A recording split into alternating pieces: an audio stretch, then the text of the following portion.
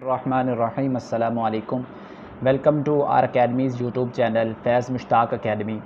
जैसा कि आप लोग जानते हैं कि हम अपनी अकेडमी के ऊपर अल्हम्दुलिल्लाह इस यूट्यूब चैनल के प्लेटफॉर्म की मदद से लेक्चरर फ़िज़िक्स की प्रिपरेशन कर रहे हैं और इस सिलसिले में हमारे 10 लेक्चर्स कंप्लीट हो चुके हैं। अगर आप इस यूट्यूब चैनल के ऊपर नए आए हैं तो काइंडली इस चैनल को सब्सक्राइब करके नोटिफिकेशन बेल को ऑन कर लें ताकि नई जो वीडियोज़ हैं वो आप तक पहले पहुँचती रहें। और इसके साथ साथ अगर आपने पहली वाली वीडियोस को नहीं देखा हुआ तो आप प्लेलिस्ट में जाकर तमाम वीडियोस को देख सकते हैं। आज का जो हमारा लेक्चर है वो फ्लूइड डायनामिक्स के ऊपर है। हमने फ्लूइड डायनामिक्स की उन तमाम इम्पॉर्टेंट चीज़ों को स्टडी करना है जो कि हमारे एग्ज़ाम के अंदर आ सकती हैं। हम अपकमिंग जो जॉब्स हैं पंजाब पब्लिक सर्विस कमीशन में सब्जेक्ट स्पेशलिस्ट फ़िज़िक्स की और लेक्चरर फ़िज़िक्स की उसको टारगेट कर रहे हैं और इन तमाम के तमाम लेक्चर्स को हमने एग्ज़ाम बेस्ड रखा हुआ, एग्ज़ाम फोकस्ड रखा हुआ है और हम इम्पॉर्टेंट चीज़ों को ही डिस्कस करते हैं, समराइज़ करते हैं ताकि हमारा जो वो पूरे का पूरा टॉपिक है वो रिवाइज़ भी हो जाए और चीज़ें हमारी क्लियर भी हो जाएँ। तो स्टार्ट करते हैं जी आज का लेक्चर। फ्लूइड क्या होता है जी? फ्लूइड की एक स्टैंडर्ड डेफिनेशन होती है कि कोई भी ऐसी चीज़ जो कि फ़्लो कर सकती है उसको हम फ्लूइड कहते हैं। अब यहाँ पर आपने जो बात नोट करनी है वो ये है कि मैंने ये नहीं कहा कि कोई चीज़ अगर एक्चुअल में फ़्लो कर रही हो जस्ट वही फ्लूइड होती है। जैसा कि आपके पास किसी कैनाल में वाटर जा रहा है, पानी गुजर रहा है, तो हम ये नहीं कह सकते कि इस टाइम के ऊपर सिर्फ ये फ्लूइड है। अगर एक कंटेनर के अंदर आपने वाटर को कंटेन किया हुआ है तो वो भी आपकी फ्लूइड की एग्जांपल में आएगा। तो फ्लूइड की जो डेफिनेशन है इसमें सबसे पहले हमें क्लियर होना चाहिए क्योंकि आगे चल के यही चीज़ हमारे काम आने वाली है जब हमने पास्कल लॉ को और दूसरी चीज़ों को डिस्कस करना है कि सिर्फ वो चीज़ जो कि फ़्लो कर सकती है, आया वो फ़्लो कर रही है या नहीं कर रही। लेकिन अगर वो फ़्लो कर सकती है तो वो हमारे पास फ्लूइड कहलाती है। अब फ्लूइड की जो दो इंपॉर्टेंट टाइप्स होती हैं, स्ट्रीमलाइन फ़्लो होता है और टर्बुलेंट फ़्लो होता है। इसके बारे में स्टडी करते हैं। सबसे पहले हमारे पास स्ट्रीमलाइन फ़्लो है। स्ट्रीमलाइन फ़्लो जो होता है ये एक ऐसा फ़्लो होता है जिसमें लिक्विड का हर पार्टिकल या लिक्विड का हर एलिमेंट किसी ख़ास पॉइंट से जब गुज़रता है तो उसके पीछे आने वाले जो पार्टिकल्स होते हैं वो उसी पाथ को फॉलो करते हैं। फॉर एग्ज़ाम्पल अगर आपके पास ये क्रॉस सेक्शन एरिया है, यहाँ से कोई स्पेसिफिक पार्टिकल गुज़रा है तो पीछे से आने वाले जो पार्टिकल्स होंगे वो सेम इसी पाथ को फॉलो करेंगे, सेम पाथ फॉलो होगा और इस तरीके का जो फ़्लो होगा वो हमारा स्ट्रीमलाइन फ़्लो होगा। स्ट्रीमलाइन फ़्लो में जो दूसरी इंपॉर्टेंट चीज़ है वो ये है कि इसमें जो लेयर्स होती हैं लिक्विड की वो हमेशा पाइप के पैरेलल चलती हैं। अगर ये पाइप है तो उसके पैरेलल हमेशा जो लिक्विड की लेयर्स हैं ये हमें चलती हुई नज़र आती हैं, ठीक है। और इसके साथ साथ ये जो स्ट्रीमलाइन फ़्लो है इसके अंदर इम्पॉर्टेंट सबसे बात यही है वो कि अगर एक पार्टिकल एक स्पेसिफिक जगह से गुजरा है तो उस लेयर के तमाम पार्टिकल्स उसी पाथ को फॉलो करेंगे तो ये आपका जो फ़्लो होगा ये स्ट्रीमलाइन कहलाएगा। दूसरा है जी लेमिनार फ़्लो। लेमिनार फ़्लो भी दरअसल स्ट्रीमलाइन फ़्लो को ही समझा जाता है। थोड़ा सा एक डिफरेंस आ जाता है इसके अंदर कि जो लेमिनार फ़्लो है इसमें जो लिक्विड की लेयर्स होती हैं ये एक दूसरे के साथ मिक्स नहीं करती और ना ही उनकी वेलोसिटी मिक्स करती है। अगर एक लेयर एक वेलोसिटी के साथ चल रही है तो उसकी वेलोसिटी किसी दूसरी लेयर के साथ मिक्स नहीं होगी। इस तरह के फ़्लो को हम लेमिनार फ़्लो कहते हैं और इसमें जो लिक्विड फ़्लो की वेलोसिटी होती है ये हमेशा क्रिटिकल वेलोसिटी से कम होती है। ये आपने एमसीक्यू के हवाले से इस चीज़ को अच्छे तरीके से प्रिपेयर कर लेना है। देन हम आ जाते हैं टर्बुलेंट फ़्लो के ऊपर।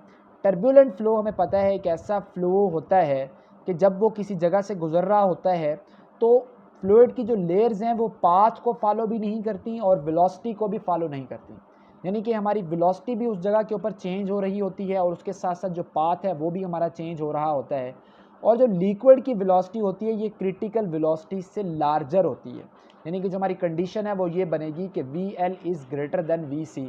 अगर ये कंडीशन हो तो इस तरीके के फ्लूइड को हम टर्बुलेंट फ़्लो कहते हैं।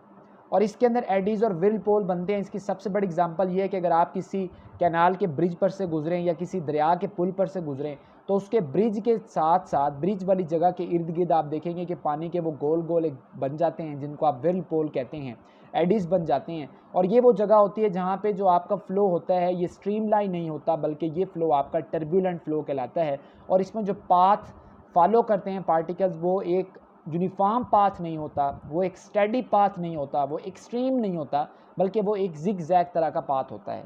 तो इस तरीके का जो हमारा फ़्लो होता है उसको हम टर्बुलेंट फ़्लो कहते हैं। अब हम नेक्स्ट चलते हैं, आगे बढ़ते हैं हमने यहाँ पर एक बात की क्रिटिकल वेलोसिटी की, तो अब देख लेते हैं कि जी ये क्रिटिकल वेलोसिटी जो है ये होती क्या है और इसका जो कंसेप्ट है वो क्या है।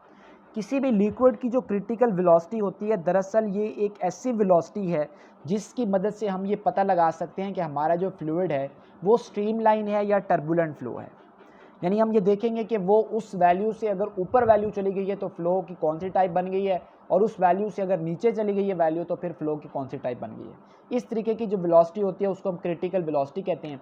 क्रिटिकल वेलोसिटी का एक्सप्रेशन आपको इस वक्त अपनी स्क्रीन के ऊपर शो हो रहा है कि जो वी होता है ये NR, इसको रेनाल्ड नंबर कहते हैं, इनटू ईटा जो कॉफिशेंट होता है, डिवाइडेड बाय रो जो कि डेंसिटी है, और डी यहाँ पर हमारे लिए डायामीटर है।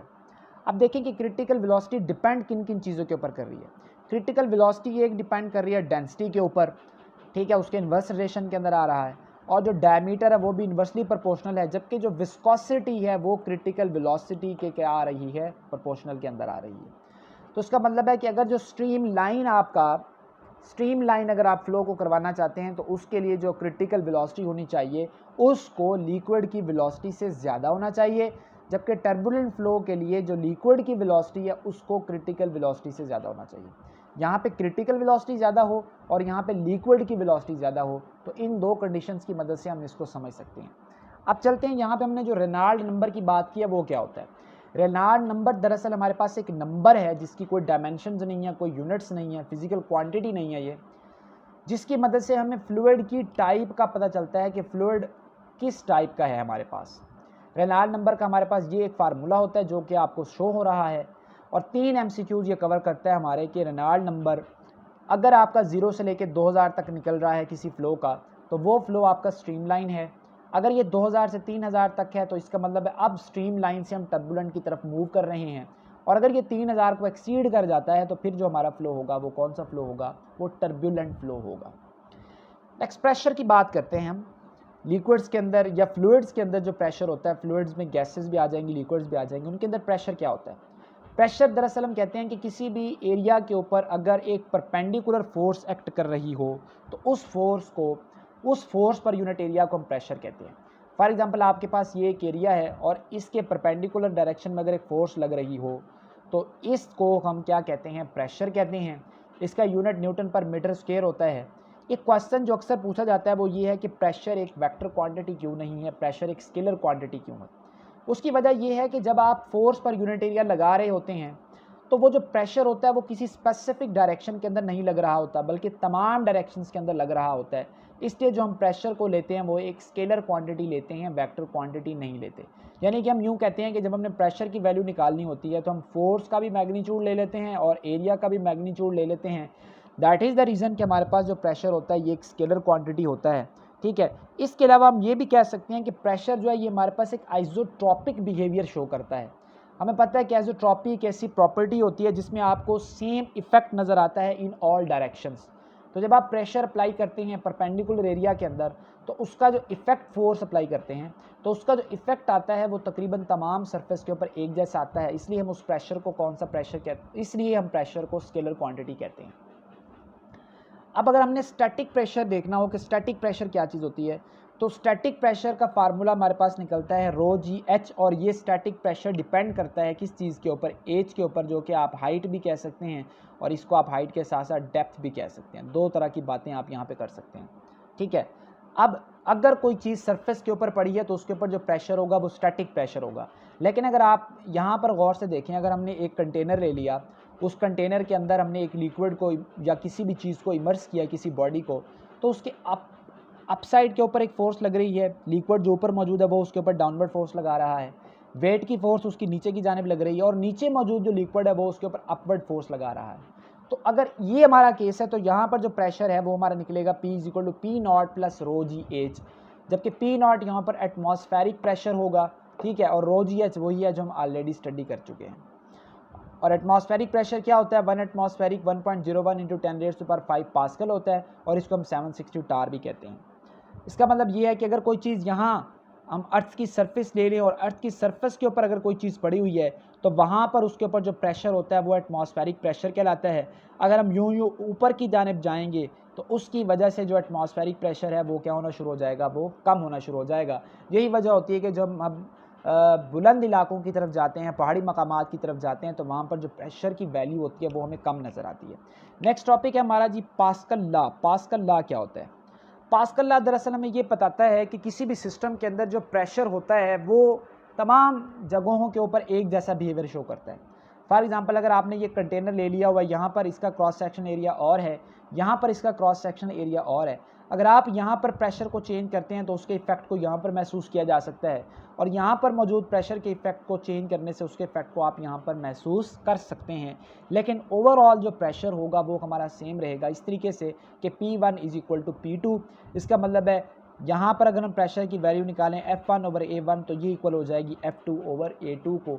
और इसकी जो सबसे बड़ी एग्जांपल होती है वह हाइड्रोलिक लिफ्ट होती है या हाइड्रोलिक ब्रेक्स होती हैं, जो कि इसी फिनोमिना के ऊपर अमल करती हैं। यानी कि अगर आप यहाँ पर स्मॉल प्रेशर को चेंज लेके आएंगे तो वहाँ पर उसका जो इफेक्ट है बहुत ज़्यादा महसूस होगा, और इस तरीके से महसूस होगा कि दोनों जगह का जो टोटल प्रेशर है वो आपका चेंज नहीं होगा। तो यहाँ से अक्सर MCQs पूछ लिया जाता है। नेक्स्ट है जी बायोंट फोर्स या बियॉन्सी क्या चीज़ होती है? अगर आप किसी भी लिक्विड को इमर्स करते हैं, किसी भी चीज़ को इमर्स करते हैं लिक्विड के अंदर, किसी एक बॉडी को, तो वो बॉडी जब लिक्विड के अंदर इमर्स की जाती है तो वो डाउनवर्ड डायरेक्शन से एक अप थ्रस्ट फोर्स महसूस करती है। डाउनवर्ड डायरेक्शन से एक फोर्स उस बॉडी के ऊपर लगती है, उस फोर्स को हम बायोंट फोर्स कहते हैं, और इस फिनोमिना को हम बायोंसी कहते हैं। और ये अपवर्ड डायरेक्शन के अंदर फोर्स लगती है, और ये इंक्रीज़ करती है जैसे जैसे आप लिक्विड की डेप्थ में जाना शुरू कर देते हैं, तो वैसे वैसे ये आपकी क्या होना शुरू हो जाएगी, इंक्रीज़ करना शुरू हो जाएगी। ये अक्सर आप लोगों ने घर के अंदर भी महसूस किया होगा। अगर आप किसी बड़ी सी बाल्टी के अंदर पानी डाल लें और उसके अंदर कोई चीज़ डालने की कोशिश करें तो डाउनवर्ड डायरेक्शन से उसके ऊपर जो फोर्स लग रही होगी उस फोर्स को हम बायोंट फोर्स कहेंगे या बायोंसी कहेंगे। अब ये दो फैक्टर्स के ऊपर डिपेंड करती है। एक, बायोंट फोर्स ज़्यादा होगी अगर वॉल्यूम ज़्यादा होगा।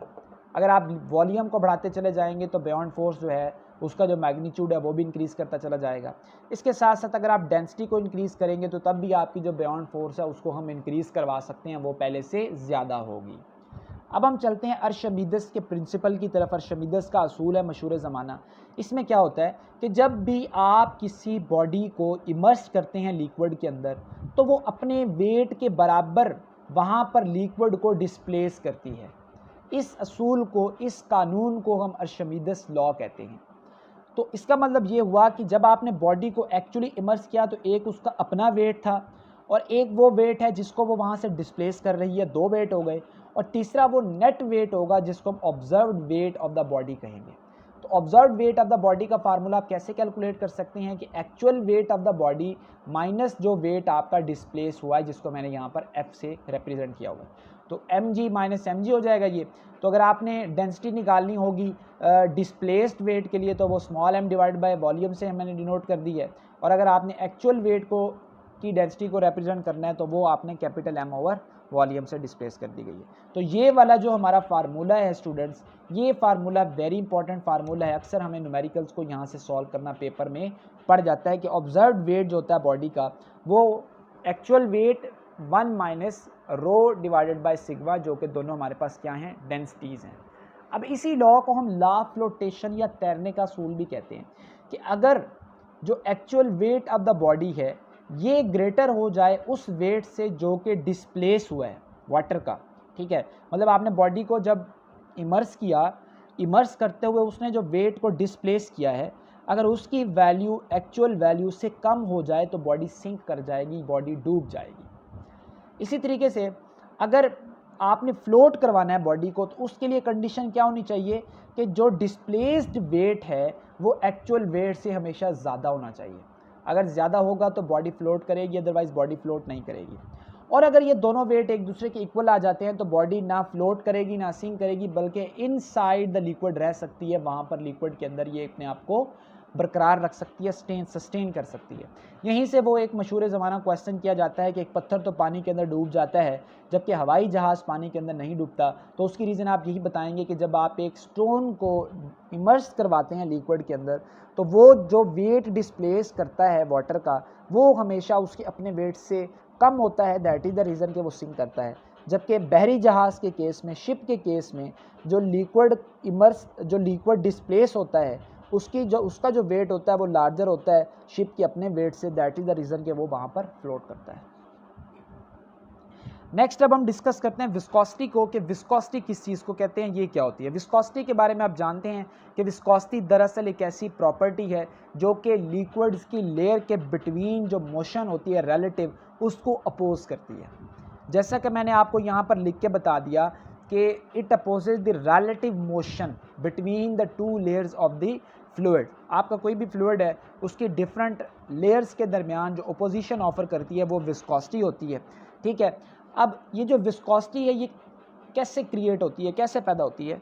तो विस्कोसिटी का जो फिनोमिना है दरअसल ये कोहेसिव फोर्सेस की वजह से जनरेट होती है। विस्कोसिटी की वजह हम ये कहते हैं कि मॉलिक्यूल्स के दरमियान जो कोहेसिव फोर्सेस होती हैं वो विस्कोसिटी को जनरेट करती हैं या विस्कोसिटी को कॉज करती हैं। अब यहाँ पर इसके 4 MCQs हैं, 4 कंसेप्ट हैं जिनको आपने समझना है कि अगर आप प्रेशर इंक्रीज़ कर देंगे तो ओवरऑल जो विस्कोसिटी होती है लिक्विड्स की वो इंक्रीज़ करती है, यानी कि by increasing the pressure of the liquid viscosity of the liquid increases. लेकिन एक एक्सेप्शन है कि वाटर की जो विस्कोसिटी होती है वो इंक्रीज़ नहीं करती, वाटर की विस्कोसिटी डिक्रीज़ करती है। दूसरी चीज़, अगर आप लिक्विड की बात करते हैं तो वहाँ पर अगर आप किसी एक लिक्विड का टेम्परेचर इंक्रीज़ कर देंगे तो उसकी जो विस्कोसिटी है वो डिक्रीज़ करेगी। लेकिन अगर आप गैस पार्टिकल्स का टेम्परेचर इंक्रीज़ करेंगे तो उनकी विस्कोसिटी भी वहाँ पर इंक्रीज़ करती है। अब इनकी रीज़न्स भी हैं कि ऐसा क्यों होता है, उनको भी हम देख लेते हैं कि जब भी आप प्रेशर को इंक्रीज़ करते हैं तो viscosity of the liquid increase करती है और जो विस्कोसिटी ऑफ द वाटर होती है ये हमेशा इंक्रीजिंग प्रेशर की वजह से डिक्रीज़ करती है। इसके अलावा जो थिक लिक्विड्स हमारे पास होते हैं जैसे हनी है, इसके अलावा ग्लिसरीन होता है, कोल तार होता है, ठीक है, ये सारे के सारे जो लिक्विड्स की विस्कोसिटी होती है ये हमेशा वाटर से ज़्यादा होती है क्योंकि ये थिक होते हैं। ठीक है, इसके अलावा जो गैसेस की विस्कोसिटी होती है ये टेम्परेचर के इंक्रीज़ करने से इंक्रीज़ करती है, क्योंकि जब आप टेम्परेचर को इंक्रीज़ करते हैं तो रेट ऑफ डिफ्यूजन आपका इंक्रीज़ करता है। तो आप यहाँ पे रीज़न दे सकते हैं। इसके अलावा जो विस्कोसिटी ऑफ लिक्विड होती है ये डिक्रीज़ करती है इंक्रीजिंग टेम्परेचर से, क्योंकि जो कोहेसिव फोर्सेस होती हैं लिक्विड के मॉलिक्यूल्स के दरमियान, लिक्विड के मॉलिक्यूल के दरमियान की कोहेसिव फोर्सेस डिक्रीज़ करती हैं बाय इंक्रीजिंग देयर टेम्परेचर। अब हम न्यूटन लॉ ऑफ विस्कोसिटी को देखते हैं। न्यूटन ने एक लॉ दिया कि किसी भी विस्कोस लिक्विड के लिए जो विस्कस फोर्स F होती है ये जो कि उसकी किसी भी लेयर के ऊपर लग रही होती है ये हमेशा डायरेक्टली प्रोपोर्शनल होती है एरिया। ठीक है, और इसके साथ साथ ये वेलोसिटी का ग्रेडियंट dv/dx यहाँ पर basically change in velocity with respect to x है, इसको हम वेलोसिटी का ग्रेडियंट भी कहते हैं। और हम यहाँ से इक्वेशन बना सकते हैं F = η a dv/dx, जबकि यहाँ पे जो ईटा है हमारा ये कोफिशिएंट ऑफ विस्कोसिटी है, एक कांस्टेंट क्वांटिटी है। इसके बारे में भी अब हम नेक्स्ट स्टडी करते हैं कि ये क्या चीज़ होती है।